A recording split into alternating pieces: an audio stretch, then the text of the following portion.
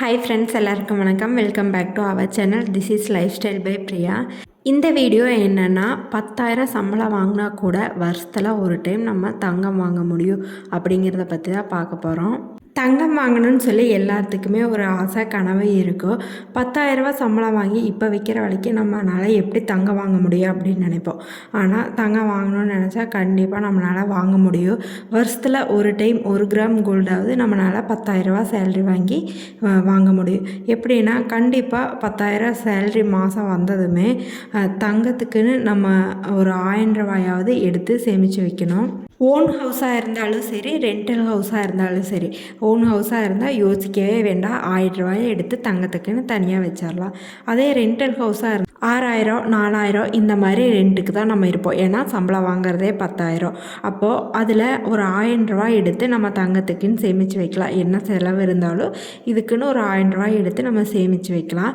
என்னால் 1000 ரூபாய் எடுத்து வைக்க முடியல, எப்படி எடுத்து வச்சாலும் அந்த 1000 ரூபா செலவாகிடுது, சம்பளம் வந்தோடனே எல்லா சம்பளமுமே செலவாகிடுது அப்படின்னு நினைக்கிறவங்க ஒரு சிட்டு மாதிரி கூட போட்டுக்கலாம்.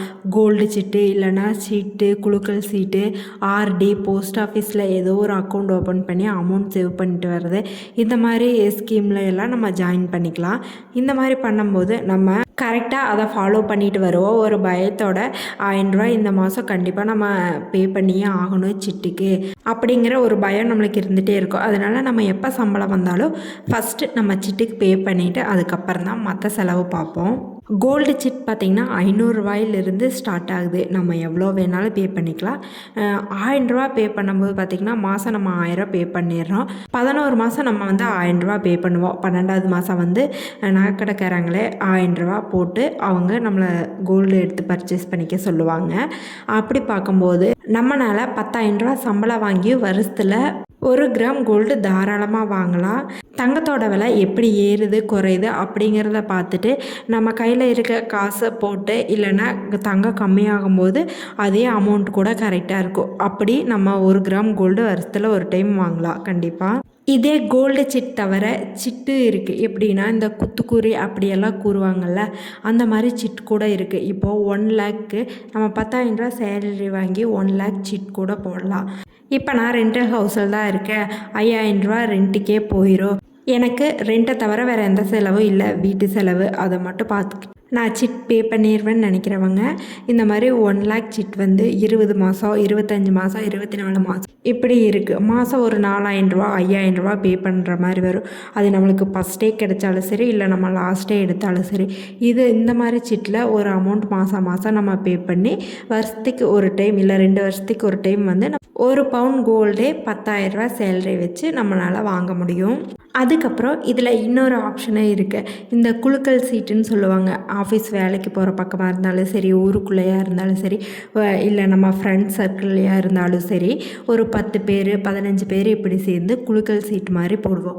அது மாதத்தில் 1000 ரூபாய் எடுத்து நம்ம இந்த மாதிரி குலுக்கல் சீட் போட்டு குலுக்கலில் நம்ம பேர் விழுந்த உடனே நம்மளுக்கு அமௌண்ட் கிடைக்கும். அந்த மாதிரி செஞ்சு கூட நம்ம வருஷத்தில் ஒரு டைம் 1 கிராம் கோல்டு வாங்கலாம். குழுக்களில் ஃபஸ்ட்டே உங்கள் பேர் விழுந்துருச்சு அப்படின்னா கூட நம்ம அந்த அமௌண்ட்டை எடுத்து நம்ம கோல்டு வாங்கிட்டு அதுக்கப்புறம் மந்த்லி 1000 ரூபா பே பண்ணிட்டு வரலாம். அப்படி இல்லை கடைசியில் தான் விழுகுதுனாலும் நம்மளுக்கு அதுவும் நல்லது தான். எப்படியும் வருஷத்தில் ஒரு டைம் நம்ம 1 கிராம் கோல்டு வாங்க தானே போகிறோம். லாஸ்ட்டாக இருந்தாலும் என்ன, ஃபஸ்ட்டாக விழுந்தாலும் என்ன, நம்ம பே பண்ண தான் போகிறோம் அப்படின்னு நினச்சி கூட இந்த மாதிரி சிட் போட்டு நம்ம கோல்டு வாங்கலாம். அடுத்தது இன்னொரு வழி இருக்குது. போஸ்ட் ஆஃபீஸில் ஆர்டி ஜாயின் பண்ணுறது. அது 1 வருஷத்துக்கு நம்ம ஜாயின் பண்ணிக்கலாம்.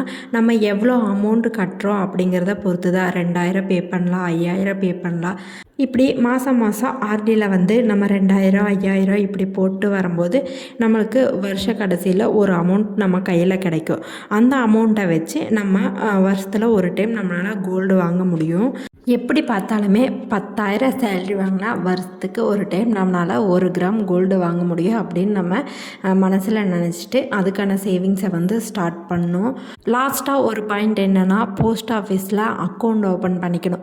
நம்மளுக்கு இப்போ கையில் கிடைக்கிற பணத்தையெல்லாம் அதில் கொண்டு போய் டெபாசிட் பண்ணிடணும். ஒரு 100 ரூபா இருந்தாலும் சரி, 500 ரூபா இருந்தாலும் சரி, 1000 ரூபா இருந்தாலும் சரி, நம்மளுக்கு அந்த பணம் நம்ம வீட்டில் சும்மா வச்சுருக்கோம் அப்படிங்கிற பட்சத்தில் 100 ரூபா 200 ரூபா இப்படியெல்லாம் சேர்த்து வாரத்தில் ஒரு 500 ரூபா கொண்டு போய் பே பண்ணால் கூட மாதத்தில் 2000 ரூபா ஆயிரும்.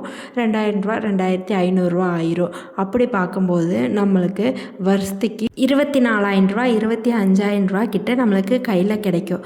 அப்படி பார்க்கும்போது நம்ம வருஷத்தில் 1 கிராம் கோல்டு 2 கிராம் கோல்டு தாராளமாக நம்ம வாங்கலாம். எப்படி இந்த போஸ்ட் ஆஃபீஸ் பேங்க் அக்கௌண்ட்டில் நம்ம சேவ் பண்ணுறதுக்கு பிளான் பண்ணணுன்னா, இப்போது ஏதாவது ஊருக்கு போகிறோம், அம்மா அப்பா வராங்க, அத்தை மாமா வராங்க, இப்படி வரும்போது கண்டிப்பாக நம்மளுக்கு வந்து ஒரு அமௌண்ட் கையில் தருவாங்க. இல்லை நம்ம ஹஸ்பண்ட் எப்பாவது ஒரு நாள் ட்ரெஸ் வாங்குறதுக்கு இல்லை வேறு ஏதாவது பர்ச்சேஸ் பண்ணுறதுக்கு அப்படி போகும்போது நம்ம கையில் அமௌண்ட் ஒரு 100 ரூபா 200 ரூபா அப்படிங்கிறது மிச்சமாகும்.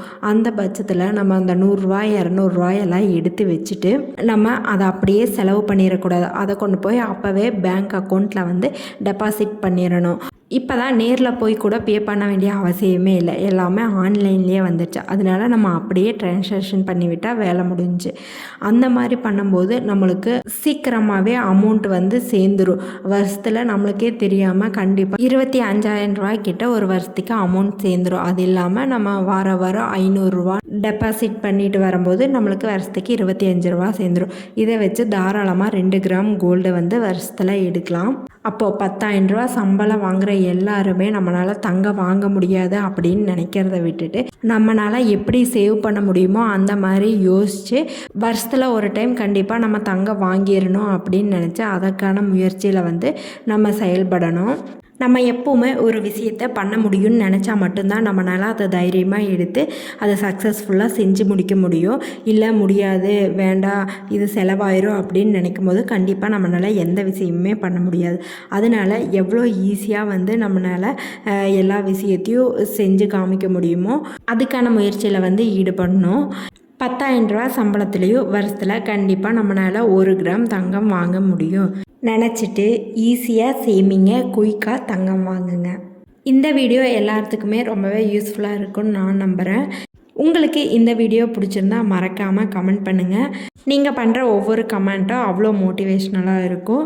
அப்படியே இந்த வீடியோ பிடிச்சிருந்தா மறக்காமல் சின்னதாக ஒரு லைக் பண்ணிடுங்க. இப்போ வரைக்கும் நம்ம சேனலை சப்ஸ்கிரைப் பண்ணாமல் பார்த்துட்டு இருந்தீங்கன்னா சப்ஸ்கிரைப் பண்ணிக்கிங்க. இதே மாதிரி இன்னொரு இன்ட்ரெஸ்டிங்கான வீடியோவில் பார்க்கலாம். அது வரைக்கும் பாய் பாய். தேங்க்யூ ஃபார் வாட்சிங்.